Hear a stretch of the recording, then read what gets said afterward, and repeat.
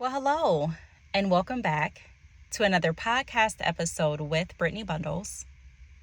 You are listening to the Brittney Bundles podcast, where we empower people through entrepreneurship. And I first want to start by saying I apologize. We have not had a new episode in quite some time. This is definitely not like me and not like the podcast, and this is not the the cycle that we're going to continue on. So briefly, I want to thank you all for still being here, tuning into the podcast. I'm going to go over why the podcast has not been as consistent as it typically is. So I made a video on my YouTube channel at Brittney Bundles a few months back, I believe, going over some changes that were going to be implemented with Anchor. Anchor is the platform that I use to record my podcast, and it distributes my episodes to like Apple Music and Spotify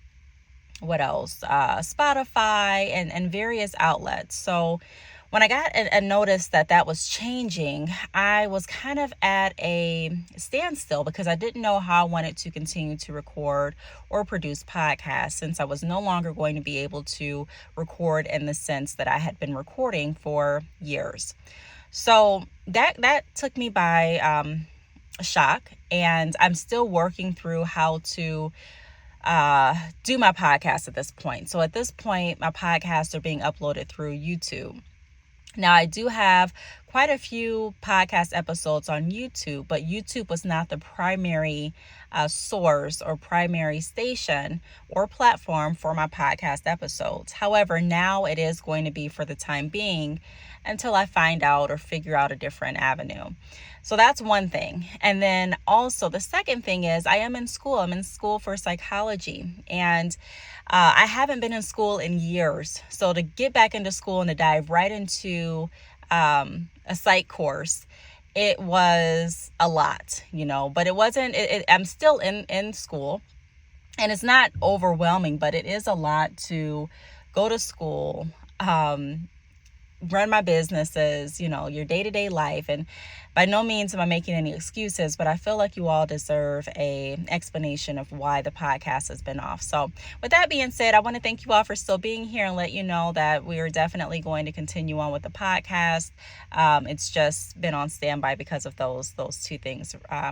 But we're going to work through it. So today what I want to talk about is I want to talk about the right people versus more people. And so we're going to be talking about marketing. I just did a video a few days ago on my YouTube channel at Brittney Bundles going over some marketing tips. It's actually the first episode of the marketing series that I want to do on my YouTube channel.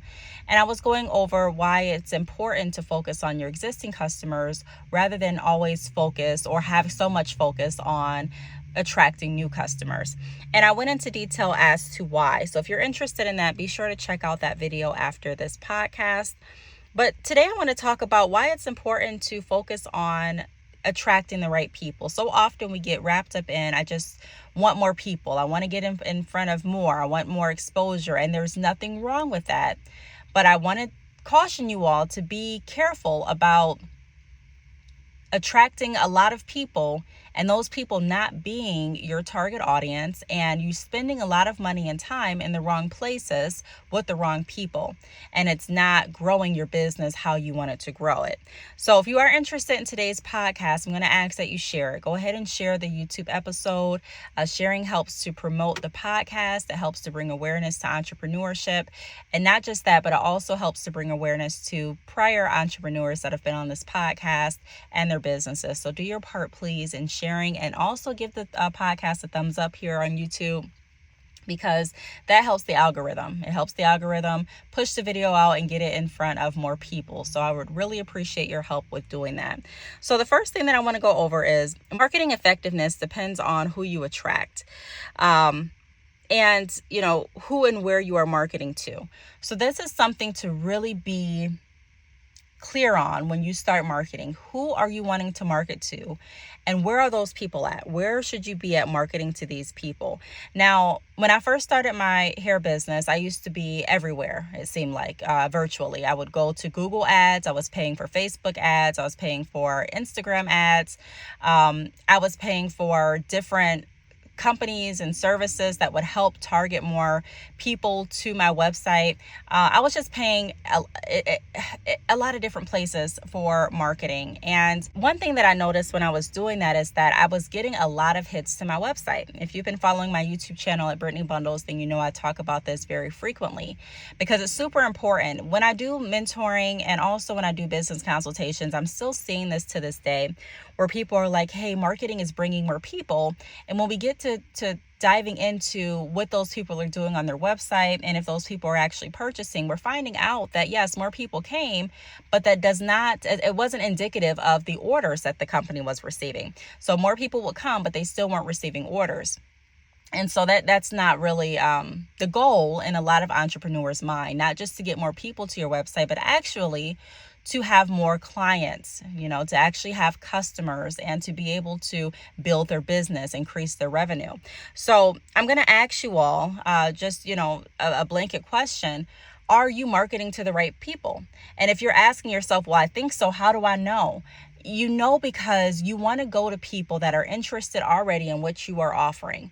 You want to go to people that can benefit from what you have. You want to go to people that have expressed interest in learning more about what you can do for them, okay? Versus going to people that have no idea what you're offering and have no interest at this point in what you're selling. Now, some may be thinking, well, hey, can I convert those people over? Can I give those people a reason why they should shop with me? And your answer to that is yes, you can. But my rebuttal to that would be, why spend all of that time trying to convince people to get what you have when you have a whole section of people that are already convinced? You just have to let them know why they should work with you. That seems more advantageous to me. That seems more wise to me, to go to the people that already want what you have, because half of your battle is already won. You don't have to convince these people that they should purchase. You don't have to convince them as to why they should purchase. Now, of course, you're going to have to still overcome some objections, and you're still going to have to paint the picture, and you're still going to have to do your part as a salesman for your business. But if you are targeting the right people, then half of the journey is already met. Half of the journey is already won. The next thing that I want to go over is wasting money versus investing. So if you are not positioning your ads correctly, you are wasting your money. When I was marketing through Google, for an example, I didn't have my ads positioned correctly. I just, there's 3 different lines that Google allowed us to put different information for our ads on. And I put, just what I thought would capture people's attention, virgin hair. I even think I put cheap hair in the beginning, which is a no-no. You don't want to do that. Fast shipping. And so I don't even know if I put virgin hair. I think I put human hair supplier or something like that. And I noticed that a lot of people that were coming to my website from those ads were people that were looking for different types of human hair. They were looking for braiding hair. Some of them were looking for, I think I even got some questions for drawstring ponytails. Different people were looking for different type of extensions, and it was my fault because I wasn't as specific. Now, I didn't want to be too specific because I didn't want to X out a good chunk of potential website visitors that could turn into customers. That's how I was thinking. And so I was very vague in my ads. And so people would come to my website looking for things that I didn't offer because I wasn't specific enough. And so I wasted so much money because yes, I got the traffic, but no, the traffic was not for the people that I wanted, to actually be on my website looking at the products that I offered. So it's important to take a look and see how you're marketing, and how the marketing is measuring up to your idea of success. It takes some time for you to actually get the results in. But even before you get the results and you're able to see, okay, because at the end of the month, Google would show how many people clicked on my website, you can still go and you can still get an update of what's going on with your website today. How many people are going to your website today? And if the people that you're getting to your website, before you even look at the analytics, just take a look and be in the same atmosphere with your business, meaning get connected with your business, understand what your business is going through. So if people are reaching out and sending you chats asking for products that you don't offer, and you're getting a lot of chats about, let's say, braiding hair, and you don't offer braiding hair, use that information wisely and say, okay, maybe I need to go back and restructure, reformat, rephrase how I have this ad, positioned and written out on Google. If people are coming to you asking you, hey, do you install extensions and you don't, maybe you want to go back and you want to see if you're targeting people that are looking for salons. Because so often when we start our business, we get so wrapped up in just having people come. We get so wrapped up in just being busy and not productive. We get so wrapped up in just the look of looking like we're booked. And although that's cool, that's fun, it's nothing more disheartening, or one of the most disheartening things is not just looking like you are busy, but actually going home and knowing that, I was busy all day and I was booked all day, but I didn't get any money. I didn't make any money. I was busy answering these emails from 20 customers or 20 potential customers that didn't want what I had, that only reached out because they thought that I was a salon based on how the ad is positioned. Or I was busy fixing these ads and working on these ads all day. But you want to make sure that what you're doing is actually positioning your business to reap the results that you want it to reap. Because it's not enough to just say, hey, I've been busy all day, but how is your busyness going to add to the value of your business? And that's a question that a lot of people are kind of stumped at. Well, I'm hoping. You can hope, but we want to make sure that we're actually targeting our approach and we're connecting our marketing measures to people that are actually, good customers, a good customer base.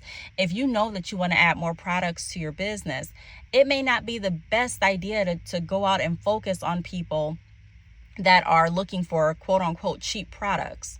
Okay, and I've talked about why it's important to not lead off the price when you're selling any type of product, but especially when you have a product that you're basing and you're wanting to promote as a quality product, you may not be able to get it the cheapest.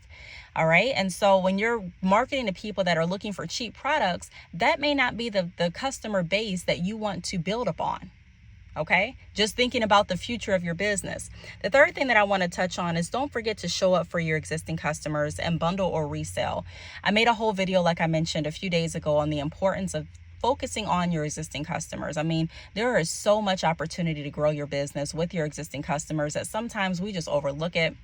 And it's a shame, because we're really discrediting our business and we're discrediting our existing customers. Because if you market to your existing customers and treat your existing customers correctly, then 9 times out of 10, your existing customers are going to do a lot of the marketing for you. Word of mouth. Word of mouth is huge.